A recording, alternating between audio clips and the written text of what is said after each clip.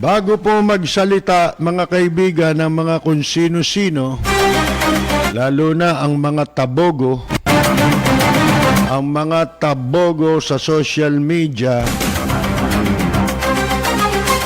na kung tawagin din po ay mga basher at mga troll.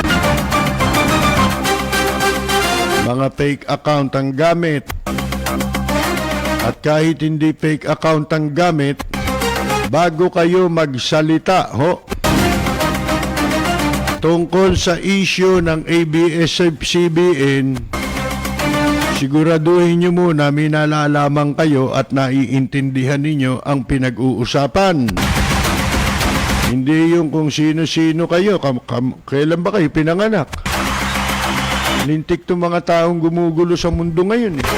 Yan ang magiging new norm ngayon. Yung abnormal, yun ang magiging normal. Yung mga kriminal, yun na mga uupo sa gobyerno. Kaya may mga tumatakbo, mamimigay ng bigas, tatakbo eh. Ginagahasa yung sitwasyon, Mga exploiter ang tawag dyan. Ine-exploit yung kalagayan at sitwasyon ng ating mga mamamayan. Mas marunong pa ba kayo doon sa mga dating maestrado ng Korte Suprema? Mas marunong pa ba kayo sa dating opisyal ng DICT na siyang may sakop sa NTC? Ito mga pinakinggan mo mga kaibigan meron na silang conclusion, Kumbaga, hindi na dapat padaanin sa proseso ng batas ang issue tungkol sa ABS-CBN kapag nagbasa ka ng social media. Maraming matalino pero bobo. Matalinuhan lang.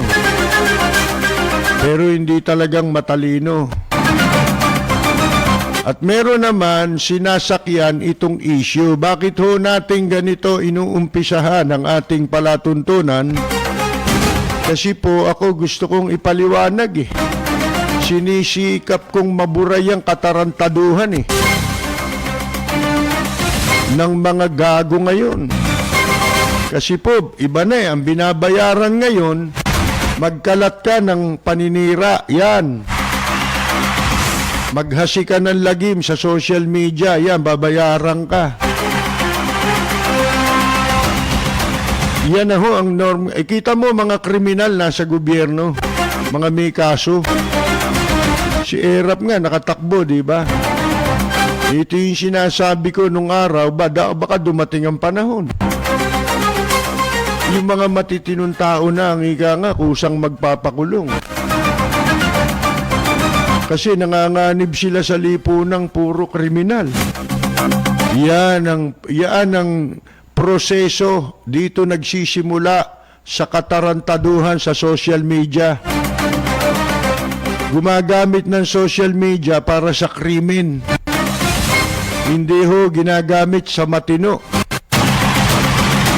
Pag-usapan natin yan, ako po. Yung sinasabi ko, isa lang ang sikreto para mawala yung mga yan Kapag ka sa social media account mo, merong bully,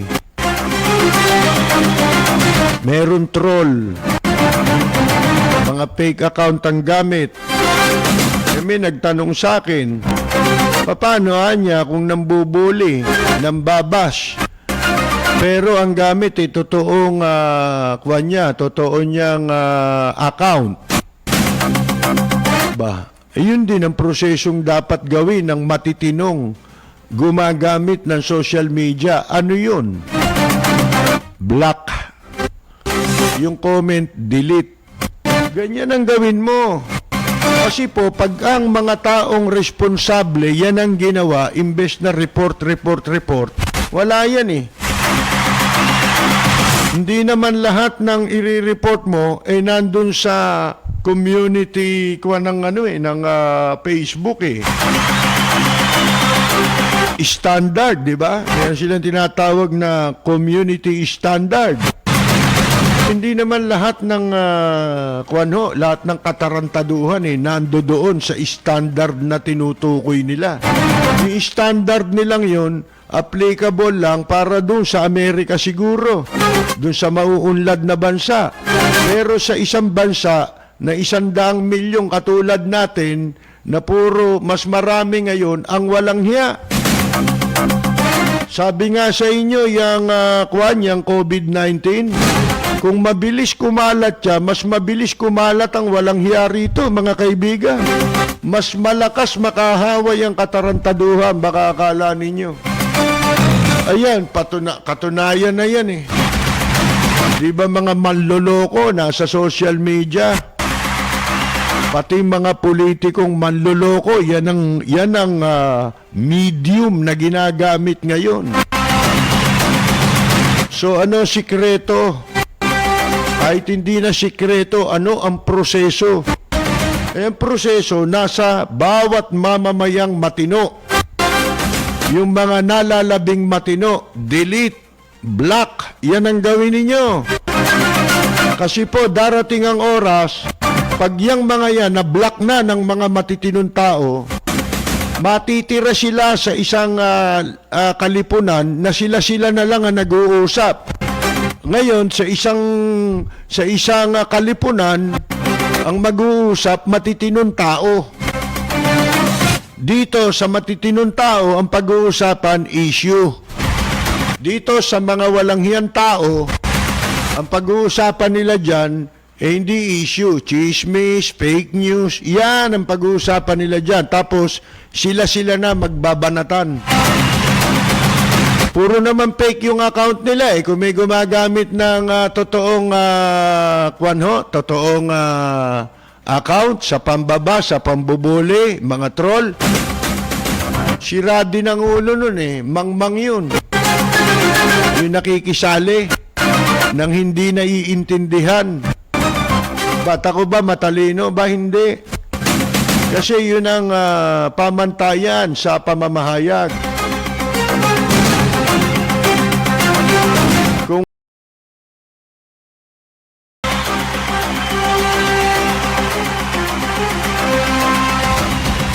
Kung kayo ho, mas matanda kay Justice Reynato Puno at mas marami kayong karanasan at nalalaman sa kanya, pwede na kayo magsalita, di ba? Pero kung wala ka namang alam, nagpapanggap ka lang na bigla ka na lang sumulpot. Tapos magpapanggap ka, marami ka nalalaman. Bala ka sa buhay mo, pinapapangit mo mundo, di ba? Sinisira mo ang mundo, ang kaayusan, yung talagang kaayusan sa mundo. Kung tutuusin nyo mga kaibigan, kung ano-ano na lumabas dito kasama na yung mga paano sasabihin nyo? May nagsasabi, ganito si ganito alam nyo, yung nag-aakusa sa ABS-CBN na hindi sila pinasweldo, tinanggal sila sa trabaho, unahan ko na kayo. Kayong may mga sinasabi laban sa ABS-CBN na hindi naman kasali doon sa issue. Ano ba issue rito ng ABS-CBN? Ang sinasabi nilang issue, nung una, may violation. Ibig sabihin, pagka may violation, meron kang nilabag na batas. Violation sa franchise. Kasi yung franchise, may batas yan. Di ba? Yung mga nagsasalita, mga kaibigan, na mga hinduropot, wala namang alam sa batas. Ano sinasabi? Yung ABS-CBN, ganyan yan ganito yan hindi basihan yun. Para mag-issue ang NTC ng cease and desist order. Ngayon, bakit nag-issue ang NTC ng cease and desist order? Ang sabi nila ay expired ang prangkisa. Ha? Mga kaibigan. Kasi daw, merong batas na nagsasabing pagka ang anumang himpilan na walang prangkisa, hindi ka dapat mag-operate. So, yun ang basihan nila. Batas nila yun. Yun yung mga IRR kasama sa batas na para sa prangkisa. Sa makatwid, doon sa cease and desist order, ang pinagbabasihan ng NTC, walang prangkisa. Pero walang violation sa prangkisa. Katulad ng sinasabi nung una. Kasi nung una, marami raw violation sa franchise. Mga kaibigan, ang ABS-CBN, ano nangyari? Nagkaroon ng Senate inquiry o investigation. Pinatawag ang mga sektor sa gobyerno at yung affected party. At may nagsulputang mga kabuti na akala mo may nalalaman sa batas. Kamukha ni Robin Padilla, si Philip Salvador, at kung sino-sino pa. Naupo ron sa likod ng panel, hindi ba? Ano yun? Para mambuli. Yun ang plano ron eh. Kasi dinadaan sa takutan, mga kaibigan. Ganon ang gusto nilang palitawin. Ngayon, may napatunayan ba ron na violation? Wala. Ano katunayan? Na wala silang napatunayang violation sa prangkisa ng ABS-CBN. Kung meron silang napatunayan na violation sa prangkisa ng ABS-CBN, di right there and then, nag-issue ang NTC ng closure order base sa violation. Walang violation eh. Kaya ano ang nangyari? Inantay ng NTC na dumating yung expiration date ng ABS-CBN at saka sila nag-issue ng cease and desist order. Ngayon, bakit naindulto yung deliberation para sa approval? Dalawa lang naman yun eh. Ang magiging resulta sa deliberation ng Kongreso para sa paggagawad ng prangkisa ng ABS-CBN. Ano yun? Kung aaprobahan nila, o kaya didisapprobahan nila. At para disapprobahan mo, meron kang basihan. Bakit? Renewal ito eh. Hindi naman ito application ng bagong prangkisa. Nakailan na ba yan? Di ba? Ngayon, sasabihin mo, bakit nung panahon ni Noynoy? May issue din dun political yun Bakit hindi naipasa yung prangkisa ng ABS-CBN? Mas madali. Ito pa sabi ni Chief Justice Reynato Puno. Medyo yung mga bopols na tabogo, huwag kayong makialam. Una, hindi naman kayo yung affected party. Ano ba pakialam nyo sa ABS-CBN? Sige nga. Prangkisa itong pinag-uusapan. Ngayon, kung may ibang issue na hindi pinag-uusapan ng batas, di pumasok kayo doon. Doon kayo makipagtaltalan. Di ba? Hindi nakakatulong yun. Kala nyo ba nakapag magaling kayo? Mga gago. ang tingin sa inyo. Hindi nyo lang matanggap yun. Kasi yung buhay nyo, dugyot. Di ba? Itong mga troll, mga basher. Oh, ito sabi ni Puno, ha? Mas madali kung we would hear the parties who would be adversely affected. We hear ABS-CBN, we hear the Solicitor General. Pakinggan mo muna. Hindi yung ginawa ng NTC.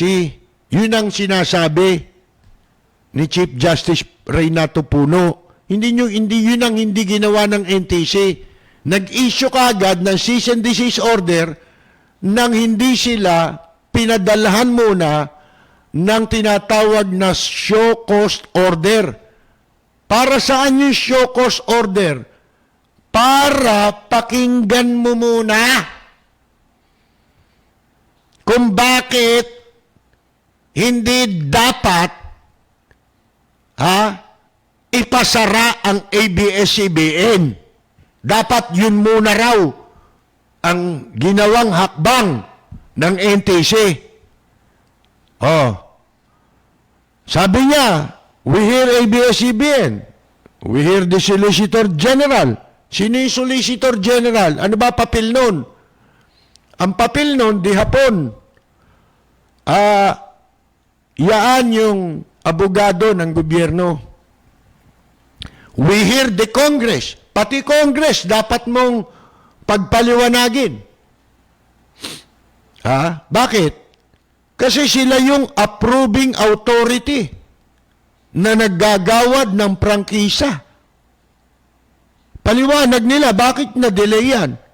Di ba, sinasabi nga, ang suma total dito, na nagka-problema yan, dahil doon sa, dereliction of duty para sa akin, ng Kamara de Representantes. Sapagkat, inupuan nila yung prangkisa Iba sinasabi, kunyari, di ganyan niya. Meron pang darating din ng pagtotoo, sabi ni Alang Cayetano. Pero ano sabi nung ibang congressman? Hindi pa pinapasara ABS-CBN. Sinasabi na ng mga congressman yun. Ayaw, hinaharang daw. Ni Peter Cayetano, yung committee ng franchise, yung committee sa Kongreso na magkaroon ng deliberation. Ayaw daw payagan ni Alang Cayetano. Tapos ngayon, magtuturuan. Kaya ito ang tamang sinasabi ngayon ni Justice Reynato Puno. Dapat, show cause order muna. Di ba yan ang ginagawa ng DILG dito sa mga hinduropot na Barangay Kupitan at saka Barangay Kakawat na kinokotongan yung pong social amelioration assistance.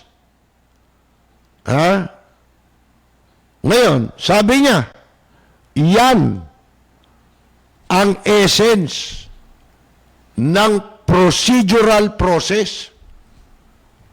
Sabi niya, yan ang pinakalundo ng procedural process. Yun yung sinabi niya sa una, procedural process.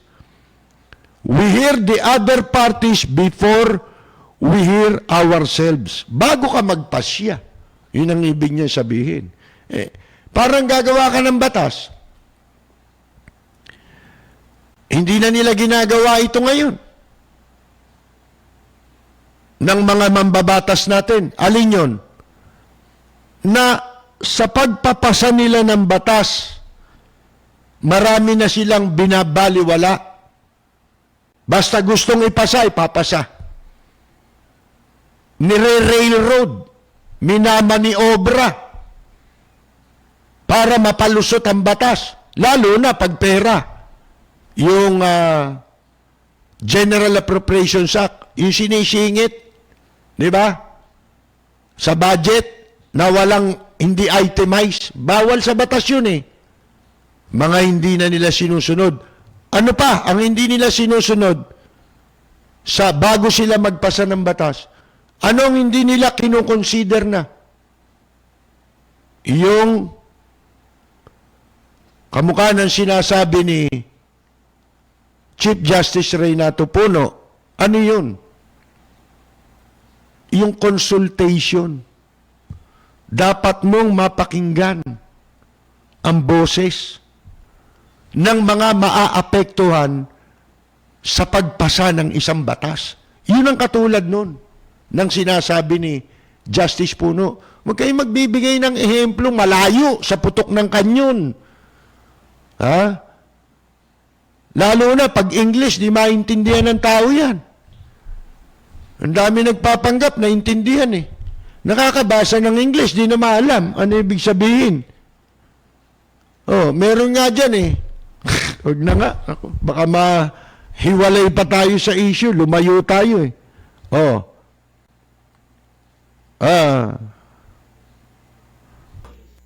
Hi, Ka-Percy Lapid at sa mga listeners ngayon, binabati ko ang inyong programang Lapid Fire sa matapang at makatotohanang pagbabalita. Lagi po nating pakinggan ang programang Lapid Fire ni Ka-Percy Lapid. Ito po ang inyong katrupa at kaibigan, May Pacquiao. Maraming salamat po.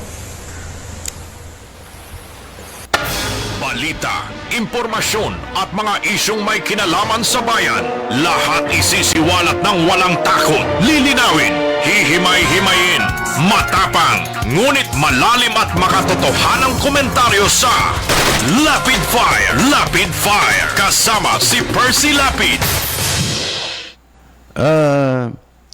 May isang nagko-comment dito, ito yung mga troll, mga tabogo. Ang sabi niya, dito malalaman ninyo, ang lakas ng loob nito magsasalita eh. Paano? Nasa Facebook, di ba? Hindi mo makakaharap ito eh. Tapos sa harap mo, sasabihin niya, hindi niya kaya yan. Oh. Malinaw pa sa sikat ng araw, ito sabi ng gago. Pagkabayas ng bias ABCBN. Boss, kalma, mas gago ka. Hindi, ikaw ang nuknukan ka ng gago. Ba't hindi si Renato Puno na nagsabi nung binasa ko, ang sabihin mong gago? Sige nga, hindi ka makapangahas. Ngayon, patutunayan ko sa yung gago ka. Nuknukan ka ng gago. Sayang ang perang ginastos sa'yo para ka makapag-aral. Kung ano man ang natapos mo, baka natapos mo kumain, kaya hindi ka marunong umintindi. Eto, yung ABS-CBN, may bias talaga yan. Lahat naman may bias. Katulad mo, wala ka bang bias? Kaya mo, sinasabi yan, meron kang gustong kampihan. Hindi pabor sa'yo. Yung naririnig mong sinasabi ko ngayon, na ibinasi ko sa sinasabi naman ni retired Chief Justice Renato Puno. Di ba gago ka? O ngayon, eto. Kung bias ang ABS-CBN, alam ko yung bias yan. Alam ko. At mas lalong alam ko, bias ka. Hindi ka lang bias, bobo ka pa. Nuknukan pa. Bakit? Yung mga katulad nito pag-iisip, nuknukan ng bobo eh. Hindi naiintindihan eh. Yung sinasabi ni Puno eh. Ang sinasabi ni Puno, batas sa prangkisa yon. At saka yung aksyon na dapat gagawin ng isang ahensya ng gobyerno, kamukha ng NTC, bago niya ipalabas yung cease and desist order. Ngayon, ang kagaguhan ninyo, kabobohan ninyo, Puro kayo bias ng bias sa ABS-CBN. May kaso bang bias? Gago! Wala sa batas na yung bias ka, apektado o may nilabag kang probisyon sa batas tungkol sa prangkisa. Walang batas na ganong gago. Tabogo. Yung bias, lahat ng tao may bias, karamihan. Di ba? Karamihan yan, may bias. O di, natuto ka ngayon, bobo. Di ba? Bago po natin ipagpatuloy ang ating mga pinag-uusapan o pag-uusapan, mga kaibigan, babati muna tayo sa mga celebrator, ano po, bago matapos ang kanilang mga isine-celebrate o pinagdiriwang, katulad ng birthday, ha? At hindi lang birthday, meron pa tayong anniversary, ha? Oh, at saka nga pala, ako'y bumabati ng belated, Happy Mother's Day sa lahat ng mga ina, kasama na yung mga single parent, lalo-lalo na sa mga single parent na mas mas mahirap yung kanilang kalagayan, ano ho. Alam nyo, yung mga ina, alam naman natin kung gaano kahalaga sa atin ang mga magulang, hindi ho ba, ang mga ina. Kaya ako'y bumabati ng Happy Mother's Day sa lahat ng nanay, ha? Lalo, mamaya may mga babatiin tayo ng Happy Mother's Day. Pero ngayon ho, ay nais natin batiin ang ating mga katropang Lapid Fire, ha? Na nagdiriwang ng wedding anniversary, kanilang wedding anniversary. Binabati natin, mga kaibigan, sina katropang Ramon at Arlene Barria sa kanila pong anibersaryo ngayong araw, ha? At ganun din po, may kaarawan naman ngayon. Gusto natin batiin, mga kaibigan, si Kwan, sandali hanapin ko yung pangalan, saan ba yun? Dito dali lang Ayo, sino ba yung may birthday? Pamangkin ni Arlene mga kaibigan Andali hinahanap ko kanina natanaw ko na rito sandali lamang, hanapin natin ang nagdiriwang ngayon ng kanyang kaarawan, pero hindi makapag-celebrate sila, Arlene, ngayon dahil po sa lockdown, at saka dahil sa kumakalat ngayon na China virus. Ito, happy 21st birthday, sa kanyang pamangkin, si Justin Tanyedo, 21st birthday. Kumbaga, debut ng lalaki, 21, di ba? Mga kaibigan, happy birthday, At dahil birthday ngayon ni Justin, anak ni Arnel, na kapatid ni Arlene, ay narito ang ating pagbati. Para sa nagdiriwang ng kanilang karawan, happy birthday ang bati ko, ang bati namin sa iyo. Nawa ay lumigaya ka,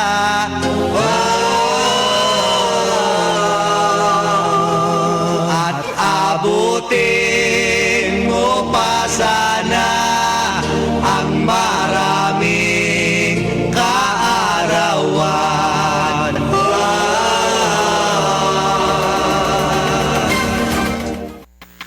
Hi, Kapersi Lapid at sa mga listeners ngayon, binabati ko ang inyong programang Lapid Fire sa matapang at makatotohanang pagbabalita.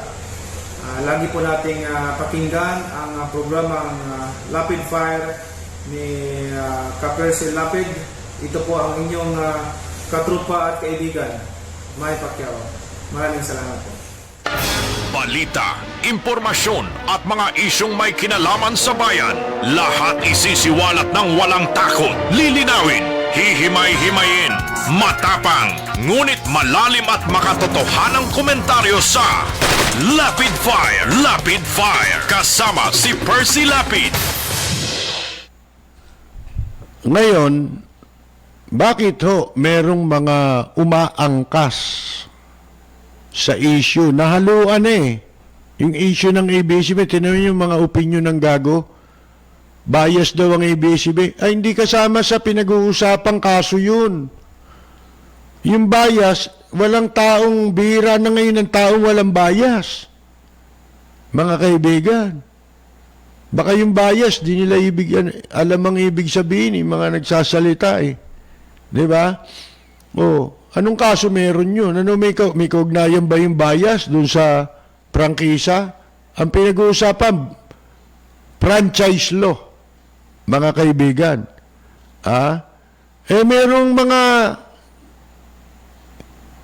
Merong mga tao may hinanakit, personal or otherwise, laban sa ABS-CBN.